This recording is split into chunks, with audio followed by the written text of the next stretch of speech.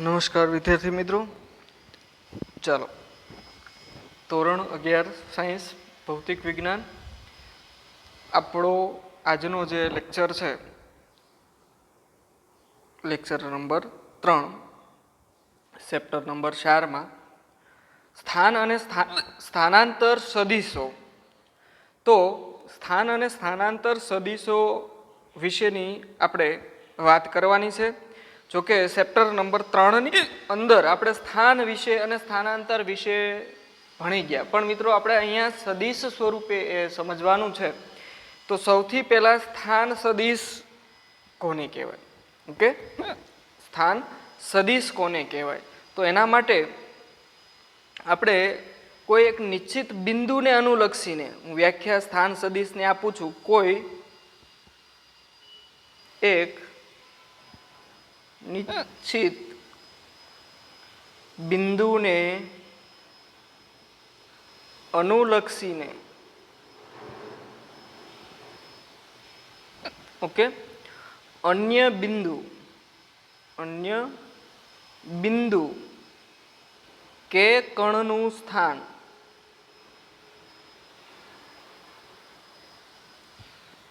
દર્શાવતા સદિશને તે બિંદુનો શું કહેવામાં આવે? સ્થાન સદિશ કહેવામાં આવે છે. હું આકૃતિ સ્વરૂપે સમજાવું છું મિત્રો, કે હું અહીંયા એક એક્સ વાય યામાક્ષ પદ્ધતિ દોરું છું. ઓકે, જેમાં હું એક એક્સ અક્ષ અને એક વાય અક્ષ દોરું.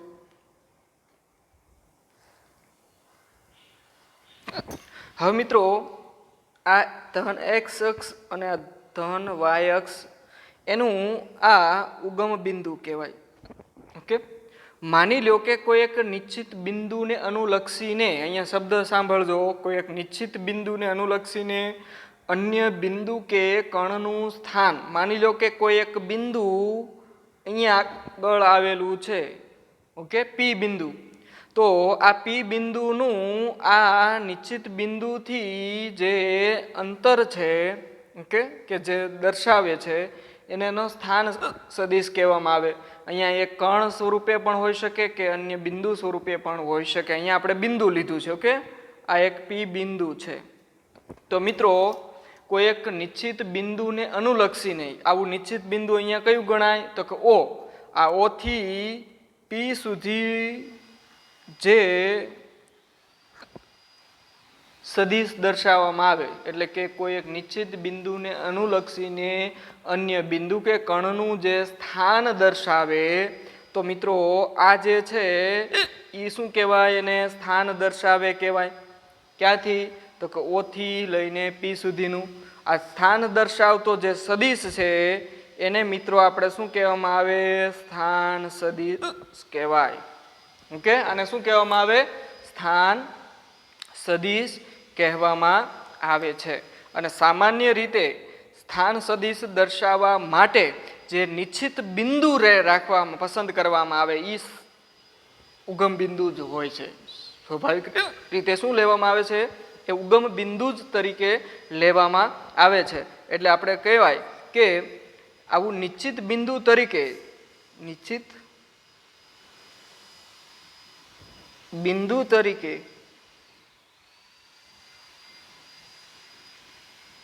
સામાન્ય રીતે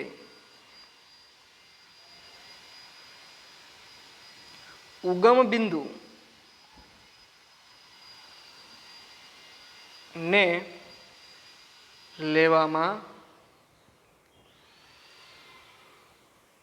આવે છે. ઓકે મિત્રો, આપણે એને ઉગમ બિંદુ તરીકે કે ઉગમ બિંદુ હોય એને જ નિશ્ચિત બિંદુ છે સ્વીકારીએ છીએ. અહીંયા આકૃતિમાં આપણે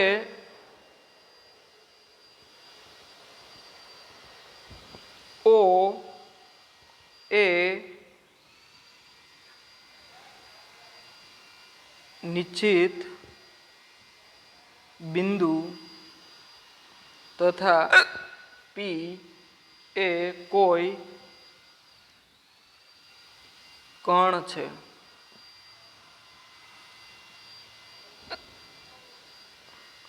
જેનો સ્થાન ઓપી દર્શાવે છે. ઓકે, તો ઓપી જે છે સદિશ ઓપી જે સ્થાન સદિશ કહેવાય. ઓકે, અહીંયા સદિશ ઓપી જે છે એ શું કહેવામાં આવે? સ્થાન સદિશ કહેવામાં આવે છે. જુદા જુદા સમયે, કારણ કે અહીંયા સમયને અનુલક્ષીને પણ ઉલ્લેખ કરવો જોઈએ એટલે હું તમને સમયને પણ સાથે લઉં છું મિત્રો બીજી આકૃતિમાં, કે માની લો કે એ જે કણ છે, ઓકે, એ સમય સાથે પોતાનું સ્થાન છે એ બદલતો પણ હોય. તમે દાખલા તરીકે કોઈ નેશનલ હાઈવે ઉપર બાઇક લઈને જ્યારે જતા હોય તો તમારું સ્થાન છે એ સમય બદલાતું હોય, એમ એમ સ્થાન પણ બદલાતું હોય. એટલે માની લો કે આપણે અહીંયા ઘડિયાળ સાથે રાખીએ. ઓકે, તો હું એક રસ્તો દોરું છું મિત્રો. માની લો કે હું અહીંયા એ બિંદુ છે અને હું એથી આ તીરની નિશાની જે છે એ દિશાઓમાં હું આ રસ્તા ઉપર છે એ ગતિ કરું છું. તો સ્વાભાવિક છે કે મારે આ રસ્તા ઉપર જો સ્થાન દર્શાવવું હોય તો એ સ્થાન દર્શાવવા માટે કોઈ એક નિશ્ચિત બિંદુ લેવું પડે. આવું મેં નિશ્ચિત બિંદુ તરીકે અહીંયા એક્સ વાય આ માર્ક્સ પદ્ધતિમાં ઓ બિંદુ લીધું. ઓકે, આ ઓ બિંદુથી આપણે એ દાખલા તરીકે હું અહીંયા શરૂઆતમાં પી બિંદુ લઉં તો ઓથી લઈને પી સુધીનો જે સદિશ દોરીશ એ જે સદિશ શું બતાવશે મને? તો કે જે તે સમયે, ઓકે, એ સમયે એનો સ્થાન સદિશ દર્શાવે છે. ઓકે, તો આપણે આમ લખાઈ શકાય કે અહીં આકૃતિ બીમાં ઓ ને અનુલક્ષીને ઓપી સદિશ એ પીનો ટી સમયે સ્થાન સદિશ છે. ઓકે, શું કહેવાય મિત્રો? આજે પી બિંદુ છે અને ઓ બિંદુ એને જોડતો જે સદિશ છે એટલે ઓપી સદિશ એ પી નો શું બતાવે? ટી સમયે સ્થાન દર્શાવે છે. દાખલા તરીકે એ થી આ રસ્તા ઉપર જતા હોય ત્યારે પી બિંદુએ ટી સમય લાગ્યો હોય, ટી સમયે શું બતાવ્યું એને? સ્થાન. જેને મિત્રો સદિશ આર વડે દર્શાવાય છે. કે સ્થાન સદિશને દર્શાવવા માટે કઈ સંજ્ઞાનો વપરાય? સદિશ આર વડે દર્શાવવામાં આવે. તે જ રીતે ઓને અનુલક્ષીને બિંદુ પી ડેશ નો ટી સમયે સ્થાન સદિશ જો કેવો હોય તો ઓપી સદિશ કહેવામાં, ઓપી ડેશ સદિશ જેને સદિશ આર ડેશ વડે દર્શાવાય. ઓકે મિત્રો, આપણે માની લો કે કણ પી બિંદુ પાસેથી ગતિ કરતો કરતો પી ડેશ બિંદુ પાસે પહોંચી જાય. તો પી ડેશ બિંદુ પાસે પહોંચે ત્યારે પી ડેશ અને ઓ બિંદુને જોડતો સદિશ દોરવાનો.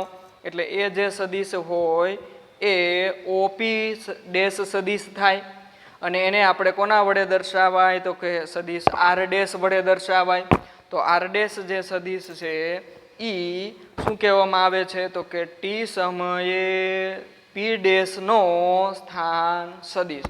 આમ મિત્રો આપણે સ્થાન સદિશ દર્શાવવા માટે કોઈ એક નિશ્ચિત કે સંદર્ભ બિંદુ તરીકે બિંદુ લઈ અને તેની દિશાનો સદિશ દોરવામાં આવે તો એને સ્થાન સદિશ છે એ કહેવામાં આવે છે. અને સ્થાન સદિશ માટે જે માહિતી છે એની આપણે સરસાવો કરીએ તો કે સ્થાન સદિશ આપણને કઈ માહિતી આપે છે? જે તે કઈ માહિતી આપે? ઓકે, પ્રશ્ન થાય ને કે ભાઈ સ્થાન સદિશનું મહત્વ શું? તો મિત્રો યાદ રાખો, ઉગમ બિંદુ ઓથી કણનું સુરેખ અંતર દર્શાવે. કેવું અંતર? સુરેખ અંતર દર્શાવે. માની લો કે આ માર્ગ છે, તો આ માર્ગ ઉપર આપણે પી બિંદુ હોય તો પી બિંદુનું ઓથી જે અંતર છે એ અંતર કેવું છે? તો કે સુરેખ છે. તો એ સુરેખ અંતર દર્શાવે છે. બીજો મુદ્દો કે ઉગમ બિંદુને અનુલક્ષીને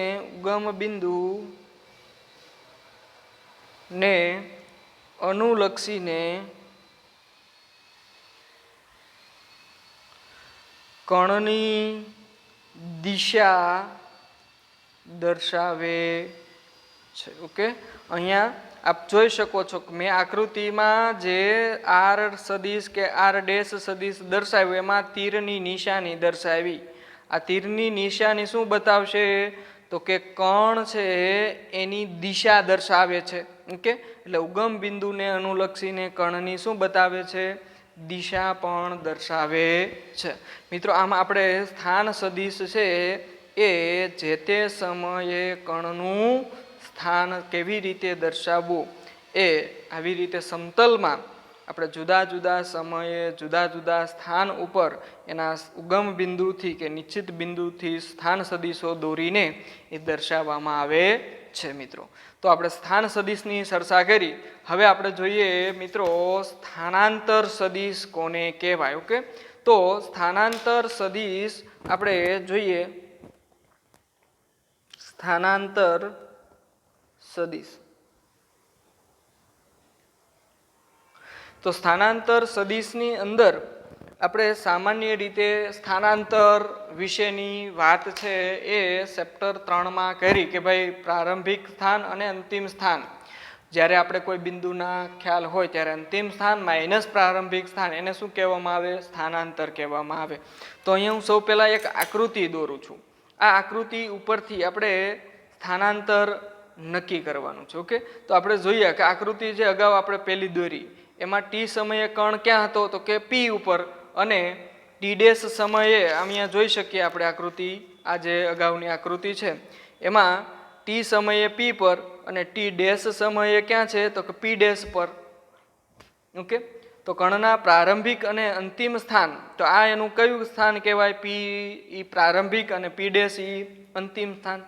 તો એને જે જોડતો જે માર્ગ છે, ઓકે, એને સ્થાનાંતર સદિશ કહેવામાં આવે છે. એને જોડતો સદિશ એટલે કયો સદિશ થાય? તો કે આ સદિશ થાય.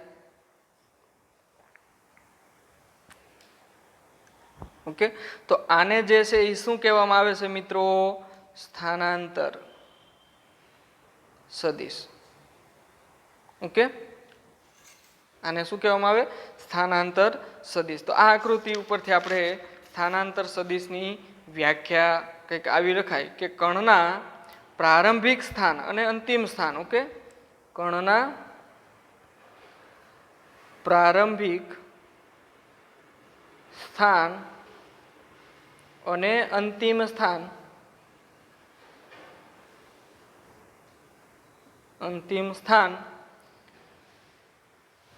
ને જોડતા સદિશને કણનો સ્થાનાંતર સદિશ કહે છે. ઓકે, આકૃતિમાં ટી સમયે કણ પી પર તથા ટી ડેશ સમયે કણ પી ડેશ પર છે. તેથી પી ડેશ ને જોડતા સદિશ ને સ્થાનાંતર સદિશ કહે છે. ઓકે, પી થી પી ડેશને જોડતો સ્થાન સદિશ કહેવામાં આવે છે. ઓકે, અહીં પીપી ડેશ કણનો સ્થાન સદિશ થાય છે મિત્રો. બીજું, સ્થાનાંતર વિશેની માહિતી આપણે મેળવી તો અહીંયા સ્થાનાંતરમાં આપણે અગાઉ વાત કરી કે અંતિમ સ્થાન અને પ્રારંભિક સ્થાન વચ્ચેનું અંતર એને સ્થાનાંતર કહેવાય. જ્યારે અહીંયા સ્થાનાંતર સદિશમાં આપણે પ્રારંભિક સ્થાન અને અંતિમ સ્થાનો છે એને જોડતો જે સદિશ છે એ જો કે એનું અંતર વચ્ચેનું જ થયું. ઓકે, તો એના વિશેના મુદ્દાઓ આપણે જોઈએ. પહેલો મુદ્દો જોઈએ કે સ્થાનાંતર સદિશને એક સુરેખા વડે દર્શાવવામાં આવે. ઓકે, સ્થાનાંતર સદિશને એક સુરેખા વડે દર્શાવાય. તો આપણે અગાઉના આકૃતિમાં જોયું કે એક સુરેખા દોરી પી થી લઈને પી ડેશ સુધીની. તો એ જે સુરેખા પી ડેશ છે એને શું કહેવામાં આવે મિત્રો? તો કે સ્થાનાંતર સદિશ કહેવામાં આવે છે. ઓકે, બીજું, જે પદાર્થના પ્રારંભિક અને અંતિમ સ્થાનને જોડે છે, જે પદાર્થના કે કણના પ્રારંભિક અને અંતિમ સ્થાનને જોડે છે. બીજું, સ્થાનાંતર સદિશનો આધાર કણના ખરેખરા ગતિ માર્ગ પર નથી. ખાસ મહત્વનો. ઓકે, સ્થાનાંતર સદિશનો આધાર ઓકે એ કણના ખરેખરા માર્ગ પર નથી. દાખલા તરીકે આપણે અહીંયા જોઈએ કે કણ છે એ બિંદુએથી ગતિ કરતો કરતો આ માર્ગે ગતિ કરીને આગળ જતો હોય છે, પણ સ્થાનાંતર જે સદિશ છે એ આ માર્ગ ઉપર આવેલું છે નહીં. ઓકે, એ પણ કયું છે? તો કે પી થી લઈને પી ડે સુધીનું અંતર, એટલે આ અંતર છે. ઓકે, તો આ અંતર છે એ શું છે? તો કે એનો ગતિ માર્ગ છે, પણ એ ગતિ માર્ગ ઉપર ખરેખર આધાર રાખતું નથી એવું કહી શકાય. આ ઉપરાંત હું તમને એક બીજી આકૃતિ પણ દોરું કે જેથી તમને વધારે એક ખ્યાલ આવે કે શા માટે આધાર રાખતું નથી. માની લો કે હું અહીંયા એક્સ વાય યામાક્ષ પદ્ધતિની અંદર ઓકે કોઈ એક કણ છે એ ઉગમ બિંદુથી ગતિ કરતો હોય એવું આપણે દર્શાવીએ કે કણ છે એ દાખલા તરીકે અહીંયા એ બિંદુ છે, એ બિંદુએથી ગતિ કરીને બી બિંદુએ આવે, બી બિંદુએથી ગતિ કરીને સી બિંદુએ જાય, સી બિંદુએથી ડી બિંદુએ આવે, ઓકે ડીથી એ બિંદુએ આવે, ઈ બિંદુએ, અને ઈથી એ બિંદુએ. આવી રીતે ગતિ માર્ગ છે. ઓકે, આપણે તીરની નિશાની વડે એને દર્શાવીએ. તો એ બી સી ડી ઈ એ એના ગતિ માર્ગ થયો. તો મિત્રો અહીંયા આપણે જે આકૃતિમાં સ્થાનાંતર સદિશ દોરવાનો છે, દાખલા તરીકે સ્થાનાંતર સદિશ આપણે બી અને ઈ વચ્ચે છે. ઓકે, બી અને ઈ હું કહું તો એની વચ્ચેનો સ્થાન સદિશ એટલે આ કહેવામાં આવે છે. ઓકે, હવે આ જે બી ઈ જે સ્થાન સદિશ છે તો આપણે બી અને ઈ વચ્ચેનું સ્થાનાંતર છે એ કયા માર્ગ ઉપર આધાર રાખે? તો કે જો એ થી લઈને બી સુધી, એ થી લઈને ઈ સુધી. તો અહીંયા આપણે એવું કહી શકાય કે કોઈ પણ શક્ય એવા માર્ગે જ્યારે ગતિ કરતા હોય ત્યારે સ્થાનાંતર એ માત્ર તે બે બિંદુઓને જોડીને જ ખ્યાલ આવે. એનો ખરેખર માર્ગ કયો છે? તો કે અહીંયા એ બી એવી રીતે છે. તો અહીંયા સ્થાનાંતર છે એ આખા બધું જ અંતર કહેવાશે નહીં, પણ એના બે બિંદુઓ વચ્ચેનું અંતર જ લેવામાં આવે છે. એટલે આને સ્થાનાંતર સદિશ કહેવામાં આવે છે. ઓકે, એ માત્ર ને માત્ર એ બિંદુઓને જોડે છે. બીજું, કોઈ પણ બે બિંદુઓની વચ્ચે, કોઈ પણ બે બિંદુઓ વચ્ચે સ્થાનાંતર સદિશ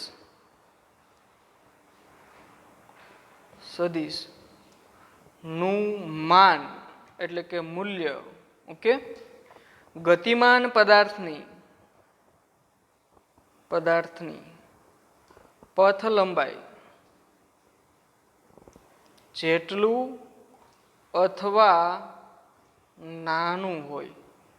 ઓકે, સ્થાનાંતર છે એ હંમેશા કાં તો એના જેટલું પથ લંબાઈ જેટલી હોય અને કાં તો એના કરતાં નાનું હોય છે. જે પણ આગળ આ ચેપ્ટર 3માં પણ આપણે વાત કરી કે ભાઈ પથ લંબાઈ છે એ કેવી હોય છે. આપણે અહીંયા આવી રીતે લખ્યું કે પથ લંબાઈ અને જે સ્થાનાંતર છે એની વચ્ચેનો ભેદ કાં તો એ બંને કેવા હશે, સરખા હશે, અને કાં તો પથ લંબાઈ અને સ્થાનાંતર છે એમાં પથ લંબાઈ હંમેશા મોટી હોય અને સ્થાનાંતર કેવું હોય, નાનું હોય. આ બે કન્ડિશન છે એ લાગુ પડે છે. તો મિત્રો આપણે અહીંયા પથ લંબાઈ અને સ્થાનાંતરની અંદર વાત કરીશું આગળ, પણ આપણે બે જે સદીશો સ્થાન સદીશ અને સ્થાનાંતર સદીશ છે એને ખાસ તે કયા માર્ગ ઉપર કે કયા બિંદુ ઉપર આધાર રાખે છે એની ચર્ચાઓ કરી, અને સ્થાનાંતર સદીશ અને સ્થાન સદીશ વચ્ચેનો જે તફાવત છે એ પણ આપણે સ્પષ્ટ કર્યો કે કેવી રીતે એ બંનેને અલગ રીતે આપણે સમજી શકીએ. તો આવી રીતે આપણે અહીંયા સમતલની અંદર આપણે એ સદીશોને દર્શાવી અને સ્થાન અને સ્થાનાંતર સદીશો વચ્ચે ખ્યાલ મેળવો. આગળ આપણે જ્યારે લેક્ચર લઈશું મિત્રો ત્યારે આનાથી આગળ આપણે સદીશો છે એની સમાનતાઓ છે એના વિશેની ચર્ચાઓ કરવાના છીએ, જેમાં આપણે વિવિધ સદીશો છે ઓકે એની સરખાવવાના છે, સમરૂપતા દર્શાવવાની છે. સમાન સદીશ, અસમાન, વિરોધી સમાન સદીશોનું માન સમાન, મુક્ત સદીશ કોને કહેવાય, આ બધી ચર્ચાઓ આપણે કરવાના છીએ. ઓકે, અને ત્યારબાદ સદીશો વિશેનો જે આપણો મેન પોઈન્ટ શરૂ થાય ચેપ્ટરનો હાર્દ. ઓકે, આ બેઝિક સદીશો વિશેનું આપણે સમજીએ અને ત્યાર પછી જે એક લેક્ચર પછી હવે જે શરૂ થશે એ આપણો મેન જે ટોપિક છે ચેપ્ટરના એ આપણે ખાસ કરીને જોવાના છે મિત્રો.